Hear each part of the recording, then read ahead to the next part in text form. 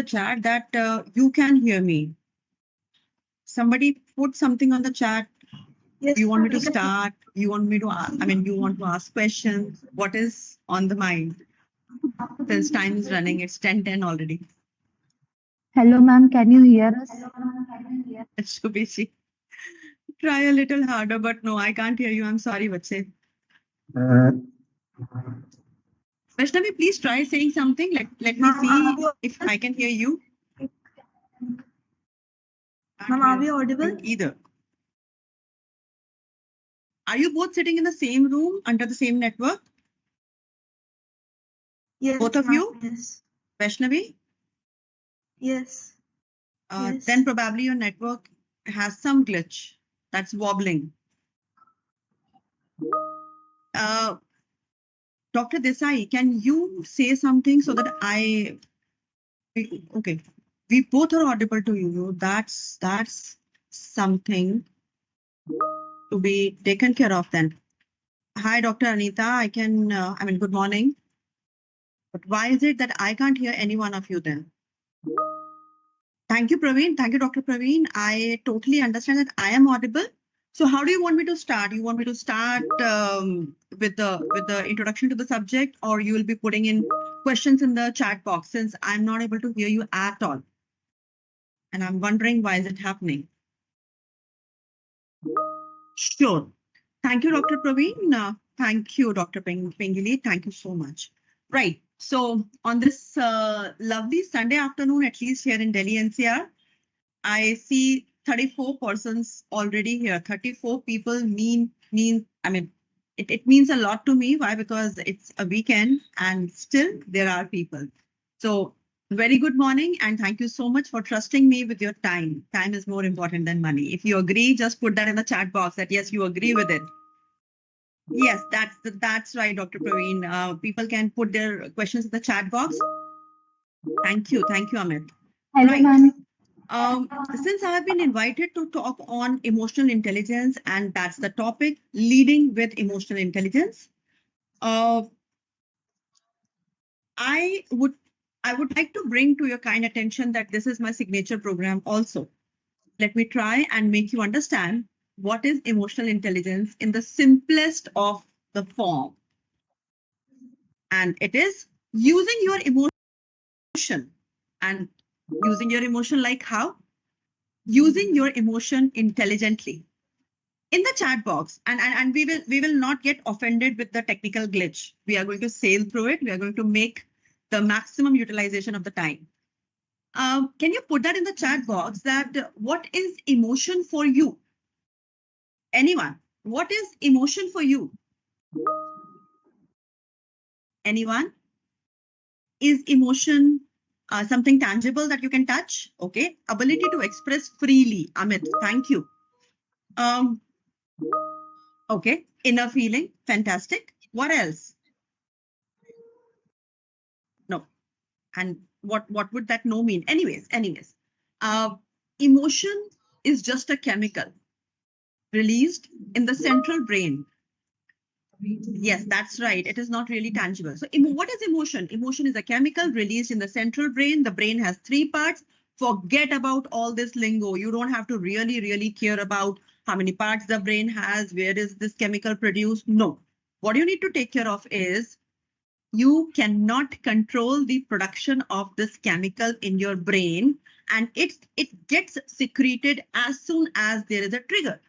Fantastic. So if I cannot control the secretion of this chemical in my brain, why am I here? Why are you even telling me that I can lead with emotional intelligence?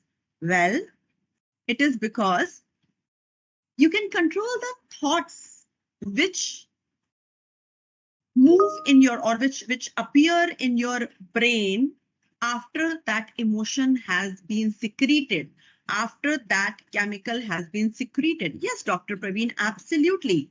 We can train our brain, and a very beautiful analogy, an analogy that is very close to my heart. Emotions are like clouds in the sky of my brain.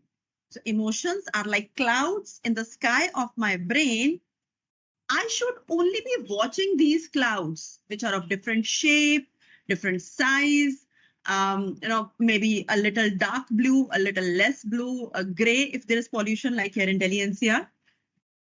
And I should just watch these clouds rather than getting attached to any of the cloud. For example, if anger is a cloud in the biggest of its form and shape visible to me, and then there is hope in the smallest of the form visible to me, I get clinged to anger. Why?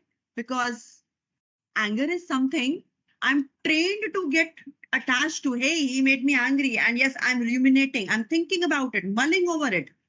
But that hope of better relationship with this person is a very small cloud. So I'm not even taking care of it. Is that emotional intelligence? No. Emotional intelligence means whichever emotion you are able to acknowledge in you, and especially if that emotion is creating any kind of unpleasantness in you, please do something about it. Give a closure to that emotion. Again, just imagine that in your mouth you have an almond and you have a candy, both the things together. And I ask you that please do not chew it, don't bite it, don't spit it. Let it be, just let it be, and you continue to do your work. Can you put that in the chat box that after 15 minutes of that almond and candy in your mouth, what do you think will remain after 15 minutes? Can you put that in the chat box?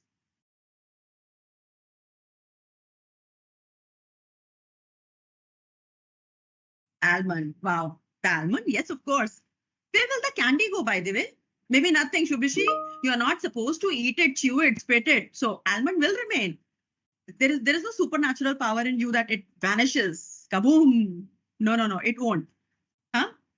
So will the candy still remain? No, of course not. I mean, as I can see from the responses, that almond will remain after 15 minutes, but the candy probably will not be there. And even if it is there, it will be in the tiniest of its shape. And you know what? These two emotions are these two articles in our mouth are representing pleasant and unpleasant emotion. A candy was a pleasant emotion. It just got melted in your mouth. You felt good, sweet, and you did not even say thank you to this candy for giving this sweetness in your mouth. But almond, you are so tensed about it. Why? Because now it is creating trouble. You are not allowed to spit it. You are not allowed to swallow it, bite it. Now it is an unpleasant emotion. You need to give it a closure. Since you have identified that there's an unpleasant article in your mouth, you need to give it a closure. And that closure can be you either spit it, you chew it, you swallow it, something of that kind. Similarly, any unpleasant emotion coming your way, you need to give it a closure. I'll take a pause here with two statements. First, emotion is a chemical, and using of your emotion intelligently is emotional intelligence. Second, there are two categories of emotions, pleasant and unpleasant. Pleasant emotions are generally something which we are not grateful about because we take them for granted. But unpleasant emotions are something which, without acknowledging them, we just hold on to them, not give them closure, and hence they cause trouble. These are my two statements. I'm taking a pause. What is running in your mind now? Please put that in the chat box. After these two statements, that emotion is a chemical, you cannot help it, but it will release. All you can do is control your thoughts after that. And using your emotion intelligently is called emotional intelligence. That's first statement. Second statement is emotion is either pleasant or unpleasant. A pleasant emotion is something which we are generally not grateful about and we take it for granted, like the candy's sweetness. But the almond or the unpleasant emotion is something we don't like to even acknowledge, and hence we are not able to give it a closure. It lingers on with us, causing trouble. If you agree with these two statements, put a purple in the chat box.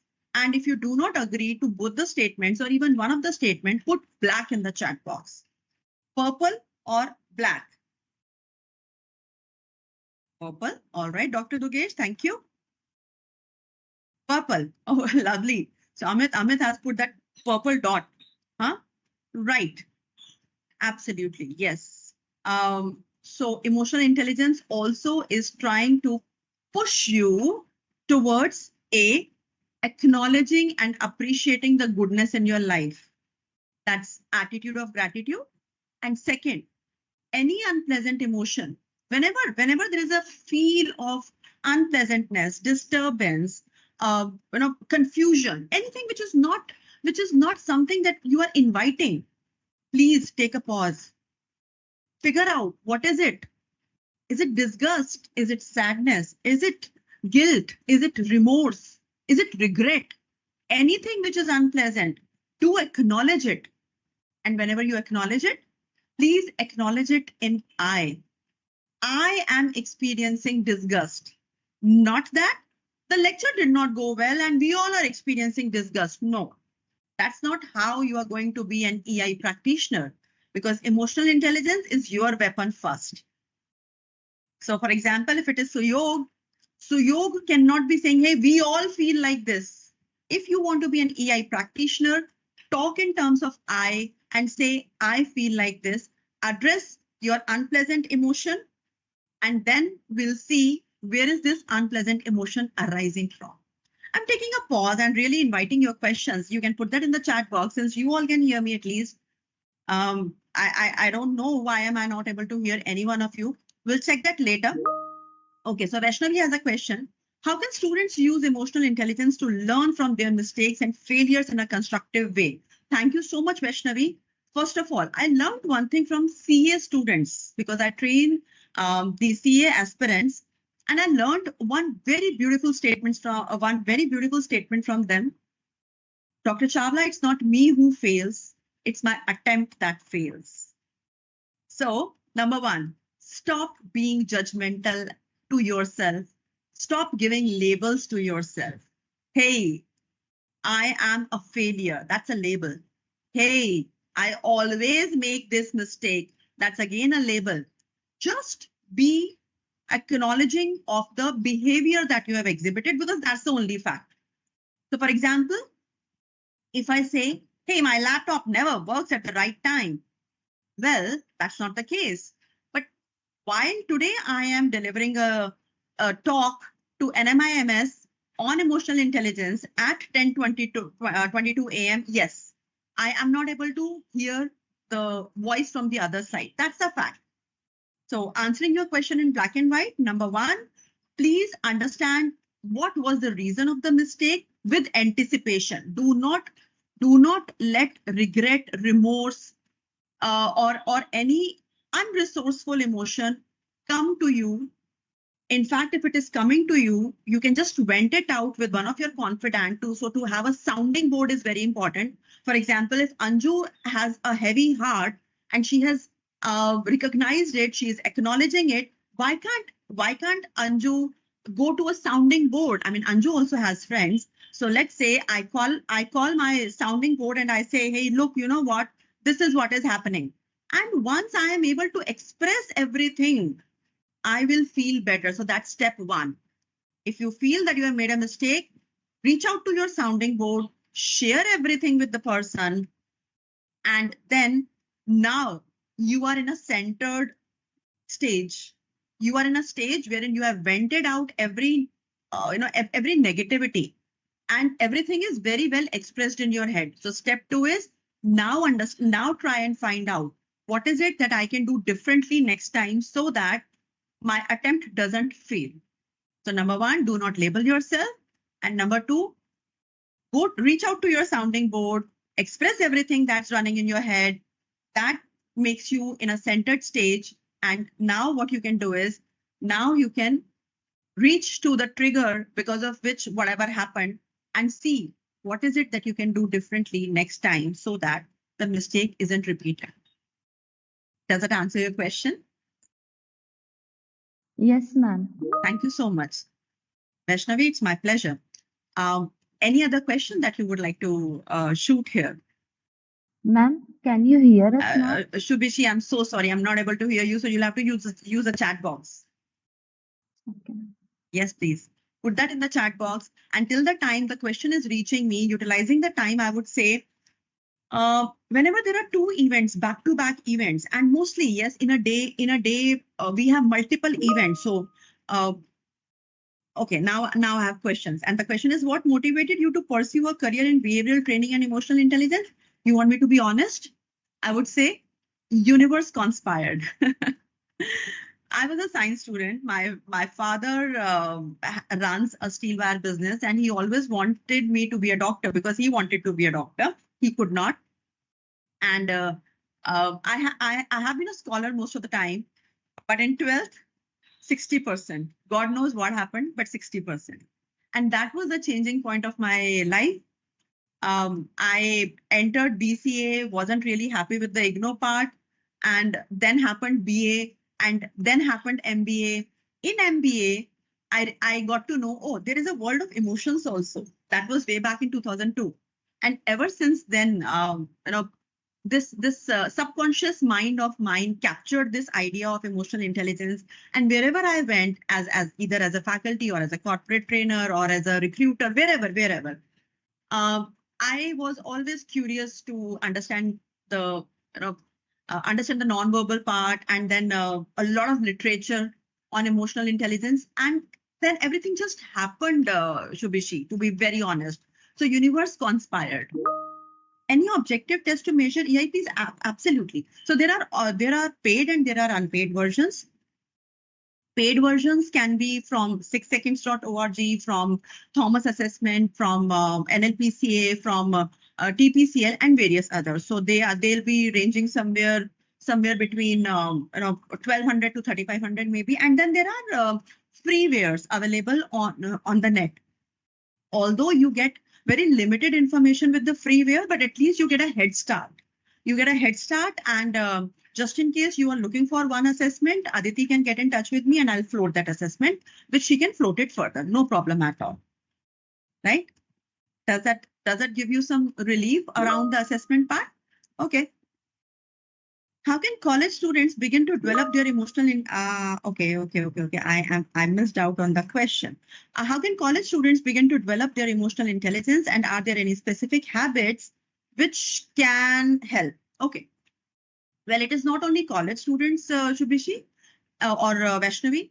Anyone at any age can be an EI practitioner. That's the beauty of emotional intelligence, because to inculcate the habit of practicing emotional intelligence, you do not require any particular DNA. What you require is an intention to utilize your emotions wisely. I'm sure you must have seen people who rise up in the ladder of leadership. They are seen more humble, and if they are not humble, they are labeled by people. Yes. So the more you rise up the ladder of leadership, more emotional intelligence needs to be exhibited. So yes, let us start it as soon as possible. In fact, National Education Policy 2020 has made it mandatory for all the schools to have modules on emotional intelligence. So you can just imagine the importance of this. And World Economic Forum, Forbes, has also declared that emotional intelligence is a very important skill to be employable. So answering your question in black and white, how can you develop it? Number one, keep scanning your body. Let's say twice a day, maybe thrice a day, scan your body and feel if there is any if there is any unpleasantness or pleasantness happening, whatever it is. For example, an acid question that you can always ask by taking a pause. Hey, Anju, what are you feeling in the moment? Well, Anju is feeling excited, certainly. And at the same time, Anju is feeling confused. So why excited? Why confused? Excited because I'm addressing the most beautiful, the most beautiful strata, which is youth. And confused because why am I not able to hear your voice? That's a confusion. So these are two parallel emotions running in my head. Okay, is any one of them making me disturbed and deviating me from my goal? Oh, well, no, not really. I'm able to manage it and things are going fine. So do I need to do something about both these emotions? No, let me just go on. Maybe I'll have a check-in a little later. So that is how you can start to inculcate building in emotional intelligence by scanning yourself, name those emotions and check why is it what you're feeling, and is this emotion causing any kind of deviation from reaching your goal? If yes, close it. If yes, try to bring a closure to that emotion. Otherwise, go. Just watch the clouds. Does that make does that give you some perspective here, Vaishnavi? All right, all right. And I also see some new messages. Well. And these messages are, is it worth to measure EI in recruitment process? Dr. Desai, yes. In fact, emotional intelligence is one competence that, that many of the corporates have included in their psychometric.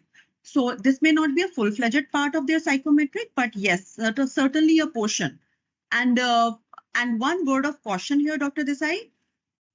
If you have a score, something that we call as EQ, because whenever there is a numerical value given to the competence or any element, we call it quotient. So whenever emotional intelligence gets a number, it is called emotional quotient.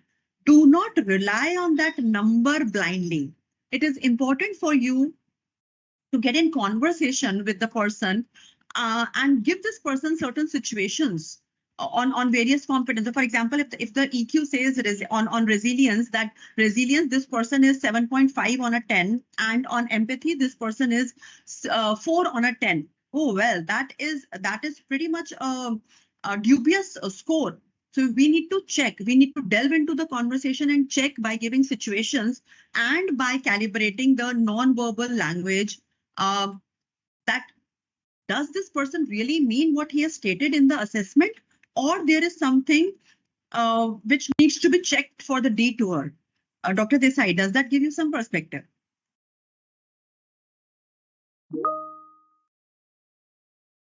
All right. Yes, Dr. Desai. So when you say emotion and intelligence are two independent parameters, Howard Gardner has given us multiple intelligence. EQ also is one of the type of intelligence. Yes, IQ, if you say that is intellectual question, that's a separate area altogether. And because in our brain, again, I'm coming to the structure of the brain, the front part, which is prefrontal cortex, is logical, whereas the center part is emotional, or you say it is the center of emotions. So both the parts, along with the third, that is reptile brain, which is giving you the memories from the past, they coexist. Now, if you train your brain to acknowledge the emotions, it becomes easier and shorter for you to use that emotion with the logic, that is with your prefrontal cortex. However, if you do not address these emotions, then you will always have a confusion that, oh, my heart says this, but my mind says this, and getting a cut across becomes difficult. So more you start to acknowledge by scanning your body, it becomes easier for us to express ourselves and find that path. I'm waiting for the next question, by the way. And why don't I see Vaishnavi or what's your name? I'm sorry. Why don't I see smiling faces? Huh? Smile is important. Okay, good. What inspired you to find EQ Advantage, and how has your vision evolved since its inception? All right. So EQ Advantage is more of a passion child, I would say, than the commercial child, because by the grace of God, work is going fine. But because I want to establish myself as a niche coach in the area of emotional wellness and emotional intelligence, and henceforth EQ Advantage, with a shout, with a loud shout that, hey, here it is more of a conversation chamber around emotions. So feel free to reach out. There is somebody sitting and waiting for you eagerly to open up and decode your emotions. So yes, that is how EQ Advantage is formed. It's a passion child, more of a passion child than a commercial child. In fact, under EQ Advantage, I deliver multiple talks to the school students, to the college students, to the CAs, to the CS. And yes, that's pretty much about it. And the vision is very simple. I really want to spread that emotional literacy, something that we in India are deprived of. In Western culture, people don't ask you, hey, how are you? They ask, hey, how are you feeling today? And then the conversation starts because somebody has asked you your feeling. Here we say, hey, how are you feeling? I'm good. And now nobody will even care to check what is this good? How good is this good? So emotional literacy is what I aim to spread. And with this emotional literacy, I see that people get empowered with their emotions. So let emotions run their life, not ruin their life. And what's the next question coming in? Maybe to utilize the time, what you can do is parallelly, the other person can start typing the question. And as soon as I've finished answering, you can press the enter so that I also don't lose the track. Anyways, can you share an example of a leadership development challenge you have encountered? Oh, yes, of course. See, the structure of corporate goes like, if from an individual contributor, you are moved to a team player. And whenever you are moving from an individual contributor to a team player or a team leader, you may have the best of the skills, the technical skills, the domain skills, but to now work with people, but to now understand them and weave your emotions as per them so that you reach the goal because of which this team is formed. That's a challenge. And many of the leaders will fall down or will become complacent just because they are not able to address the emotions of others. They are I, me, myself. And that becomes a real challenge. And addressing it, I would say coaching is the best modality I've come across, myself being a level 2 coach with ICF and on the journey of level 3, that's MCC. I really see coaching as a modality to be very, very helpful for people who get stuck in their leadership journey. Yeah. And what's the next question coming? An interest? Oh, yes, Dr. Desai. An interest is the motivating factor for emotion and then coupling with intelligence. Okay. I have. An interest is the motivating factor for emotion and then coupling with intelligence. Do you agree? Well, I would like to hear a little more from you if possible, because interest, yes, if the interest here means your intent to improve your emotional intelligence, then certainly it's a big yes. But if there is something latent to it, I would like to hear more from you. And let me see. So Dr. Varun is asking, does meditation help in managing emotions? If yes, can you suggest some more practices? All right. Dr. Varun, I am somebody who is brutally blunt. Meditation, to my eyes, has not yet been able to center me for my emotional intelligence in the definition that meditation brings in. So for me, meditation is anything that gives me peace, that gives me centeredness. Even now, when I'm talking to all of you, it's meditation for me. Why? Because there are no other thoughts coming in. I have a train to catch to Kanpur, but that's a thought I've pushed beyond it. So yes, coming back to the question, whatever you find as meditation, if that is really giving you centeredness, that is, you are able to separate yourself from the baggage of emotions that are being in you, that are present in you, that's for me is meditation.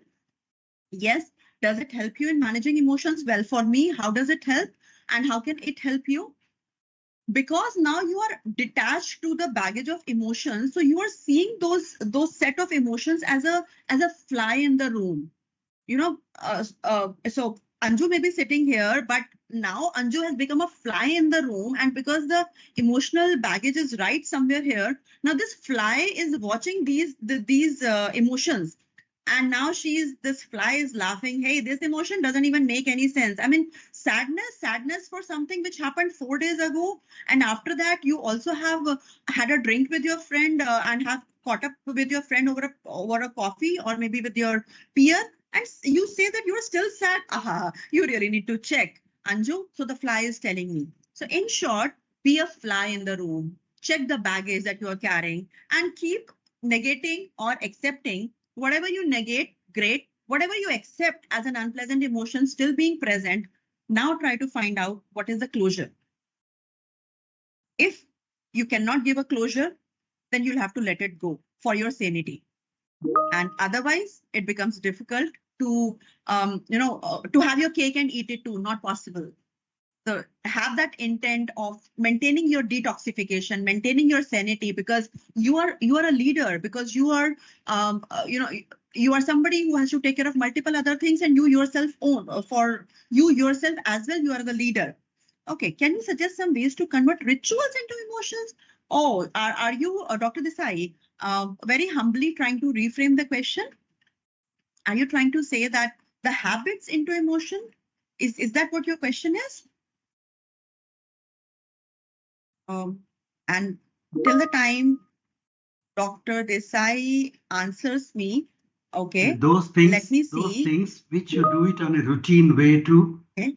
Another question coming. I'm really sorry. I'm finding it very disappointing that I'm not able to hear the beautiful voices out there. I'm sure the kind of power you are having in your voice must have made a lot of difference in my interpretation also. But anyways, I'll have to rely on the text. So one question coming is how emotional intelligence helps me to improve creative thinking. Oh, of course. What is being creative? Being creative is trying to look in every nook and corner without giving a box to yourself that, hey, a plus b whole square is a square plus b square plus 2ab. No. Let's see what can a plus b whole square be. Well, a plus b whole square can be a beautiful symbol to be put on my graffiti. Well, a plus b whole square can be, just a thought of one of the meme. Anything. So emotional intelligence, because it can make you understand your own emotions and it can help you to get away with the baggage that you are carrying, it gives your brain more room to stretch your thoughts. Otherwise, what happens? We are ruminating around the unpleasantness again and again, which shrinks the room in the brain to have that creative thinking.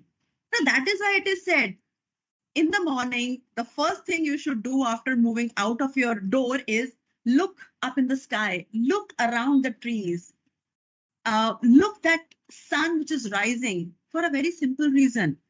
Sky has no boundary. That ocean which you are watching, the sea that you are watching has got no boundary. I mean, at least to your eyes, there is no boundary. And that is how room of your brain gets stretched and it makes more room for your creative thinking. How many of you, and don't lie, okay? How many of you get the best of the ideas when you are taking a shower?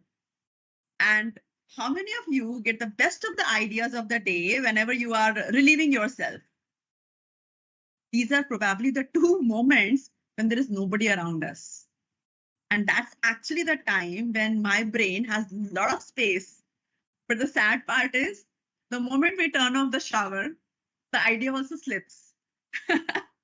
So I'm waiting for artificial intelligence to give me something which reads my mind at any point of time and puts that into text or maybe sound. Anyways, but yes, that's very, very honest observation that these two are the moments when you get maximum room of your brain.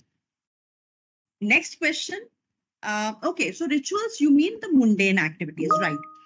Well, if you already know that these are mundane activities, that means you are in the autopilot mode. For example, when you're driving and you're talking with somebody over call, it becomes possible only when the driving has gotten into autopilot mode. Somebody who is a learner, somebody who has learned to drive only now will not be very, very comfortable talking over phone, right? So how do I convert my mundane activities into emotions? Well, I don't need to convert anything. All I need to do is acknowledge what do I feel while I'm doing these mundane activities. So because people have different personalities, somebody who is high on compliance in DISC personality test, somebody who is high in compliance will not mind the mundane activity. But somebody who is high in D, that is dominance, will find it difficult to be in these mundane activities. So the cheat code is acknowledge what is the emotion that you are facing. And if you can do something about the emotion, great.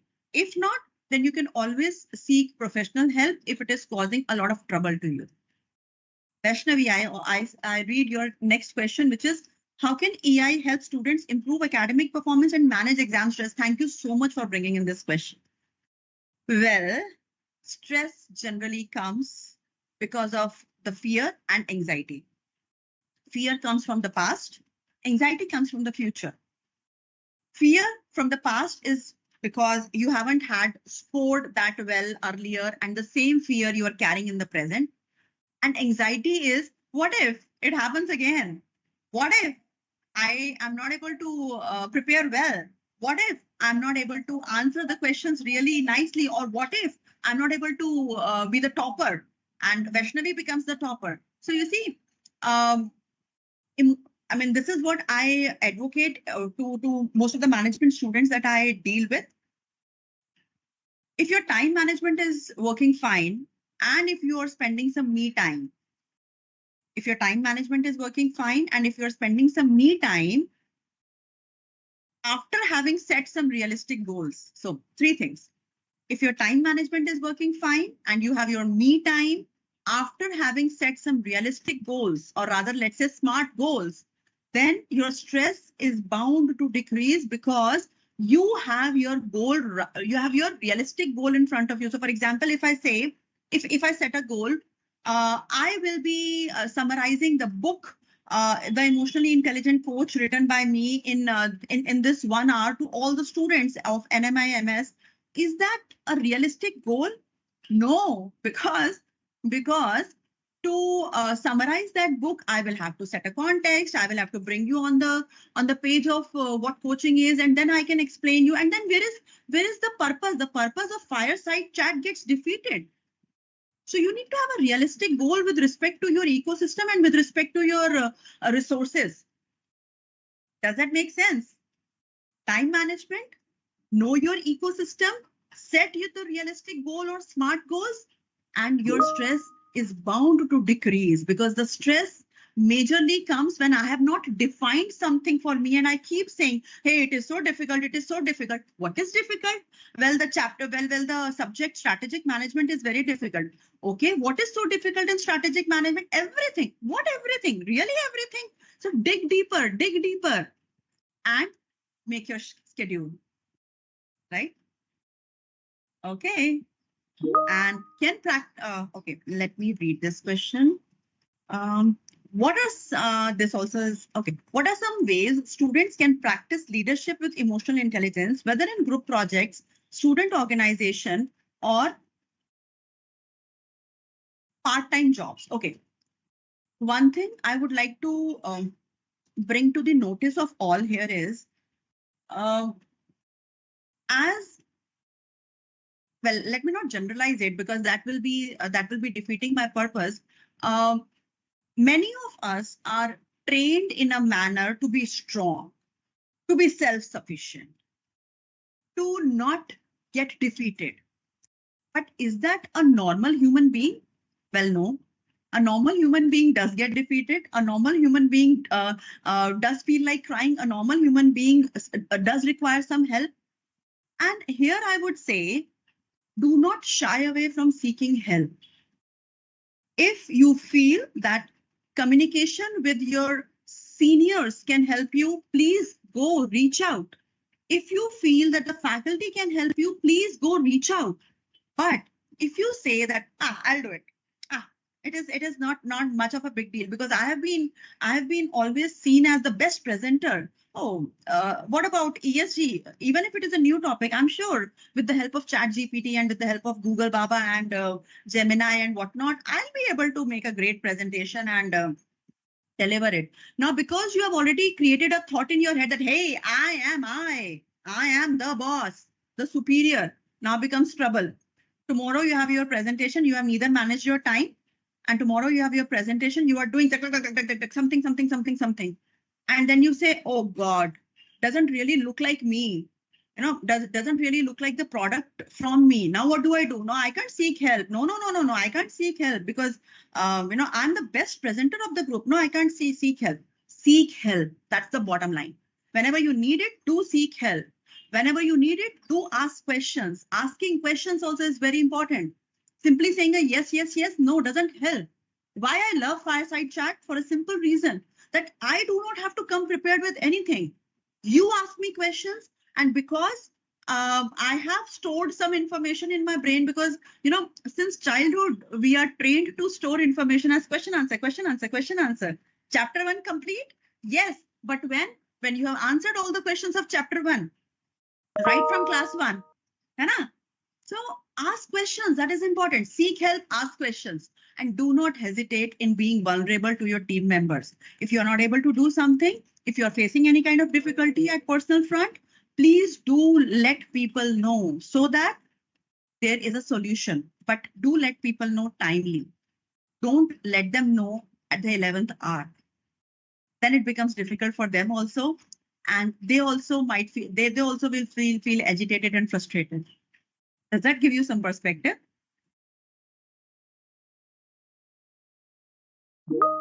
I've asked a question above. It may have gotten skipped accidentally. I'm so sorry, Amit ji. Let me try and reach out to that question. Okay.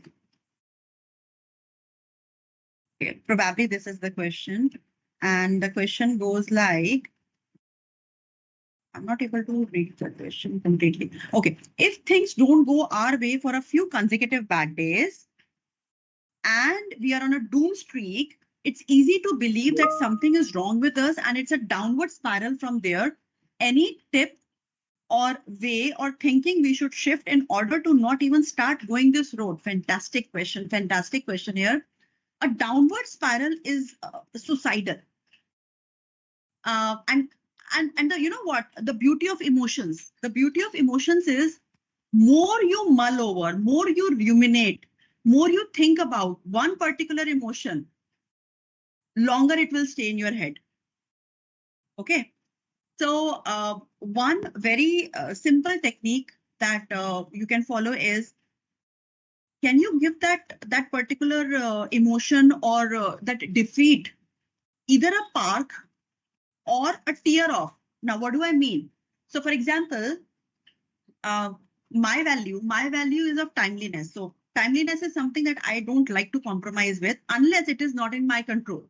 So, I've learned one thing a little hard way with the practice of EI, that there may be times when something is not in my control. And for example, I left for Gurgaon, which is 1.5 hours away from my place, with a half an hour buffer of that is 2 hours. But now it started to rain, because of which there is traffic on the road, because of which there is an accident, and I could not reach on time.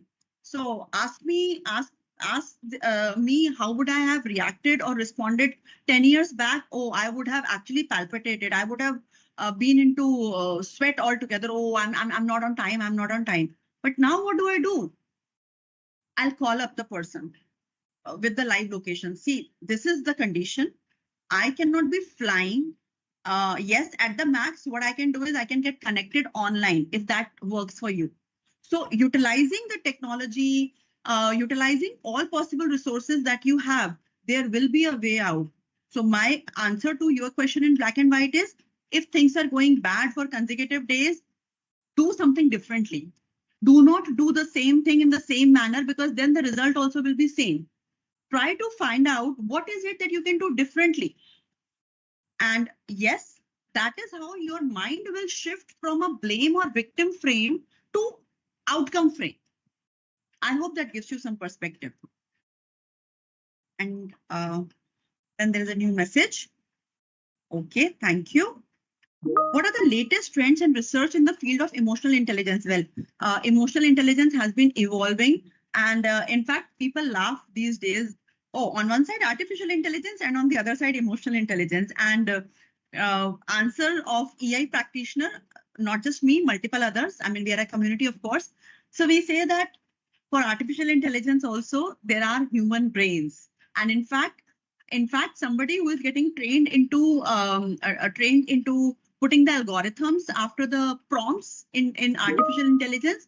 This person also is undergoing the psychology training. This person also is undergoing the emotional intelligence training for a simple reason that at the end of the day, it is human beings who are going to utilize anything and everything. So the latest trend is how can these people who are the prompt engineers or the artificial intelligence people, the machine learning people, Internet of Things learning people, how and when should they be trained on AI? That's the latest thing.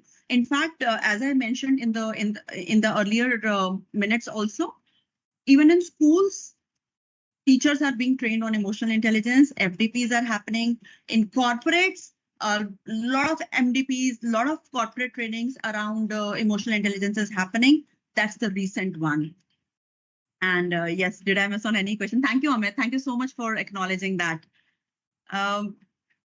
Okay. Do emotions play a role in most important phase of, okay.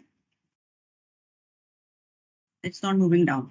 Do emotions play a role in most important phase of students like choosing for higher education or job, some struggle? Oh yes, of course. And since we are at the tailing end of our conversation, this is a very burning question you have asked. Yes, emotions do play a big role. I'll give you an example. Very recently, a few days back, I interacted with one of the students at one of the management institute, and this chap I have been interacting since last 1.5 years because I'm a mentor to that college.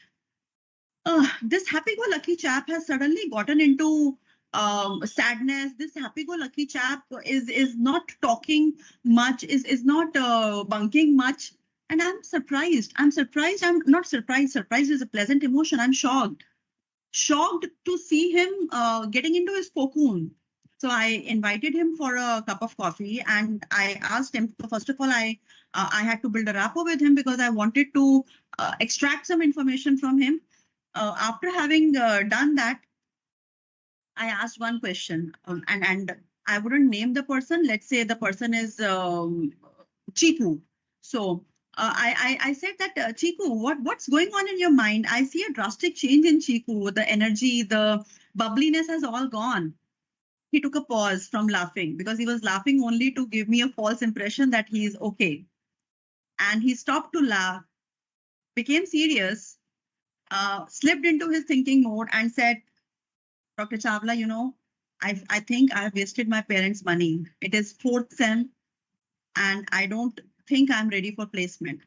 So yes, emotions do play a major role. Identify them. I helped Chiku identify what was the emotion which was actually acting as a limiting factor for him. The emotion was of expectation from his parents. And that was an implicit expectation.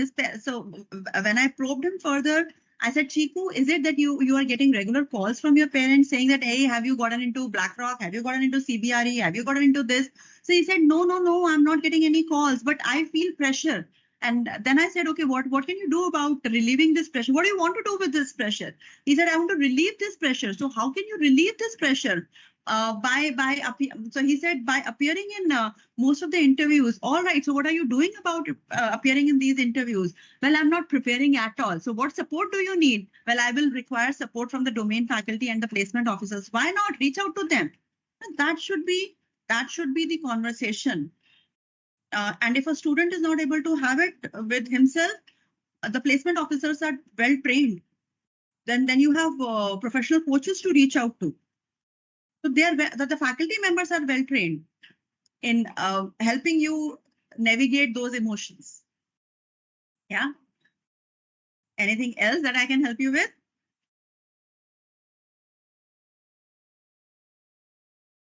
Is there any other question? Okay, yes, there is a question. Ma'am, I would love to hear more from you, but due to time constraint, what is the last piece? Thank you. Absolutely. And time management is one of the key skills we all should have. Well, the only advice is do not shy away from acknowledging any kind of unpleasant emotion that you are facing, and no matter at what level you are. I may be 45 of age and I may be the founder of my firm, and I may still be I may still find myself to be confused. Is it anything to be shy of? Is it anything to be guilty of? Well, no. because I also am learning. For me, today is the first day of my life. I mean, this particular day has come for the first time, right? This may be the 150th day of my life. This is the first day which has come to me for the first time, and I have to fight it out, but with my learnings, with my experience from the past. Instead of blaming that, hey, you have lived so much and you have 20 years of experience, how can you be confused? I can be confused. Why not? Let me accept that. So acceptance of unpleasant emotion, and then reaching out to the trigger, taking an action to close that emotion is my last piece of advice. Anything else that I can help you with?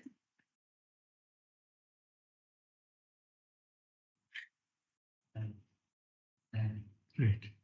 Thank you, sir. I can see your thumbs up and I can see your smiling face, which really means a lot.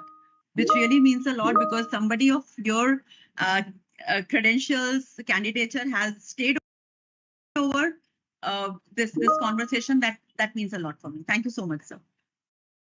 All right. Thank you. Thank you. So can I log out then? Thank you so much. Yes, I wanted to attend a program of DST, but my application was rejected as I was 58 years old. Okay. And you'll have to help me with DST, sir, because DST, I don't understand. Please help me with that, sir.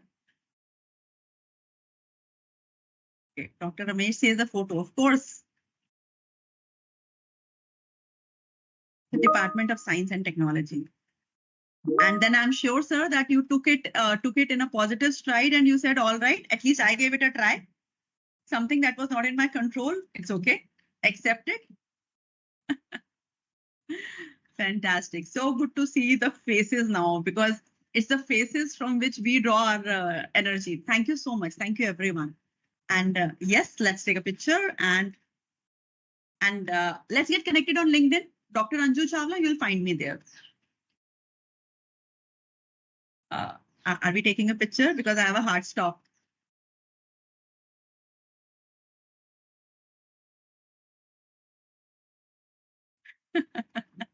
Thank you. Thank you. Thank you so much. Thank you so much. And now I'm logging out. God bless you all. Make a productive day and happy emotioning.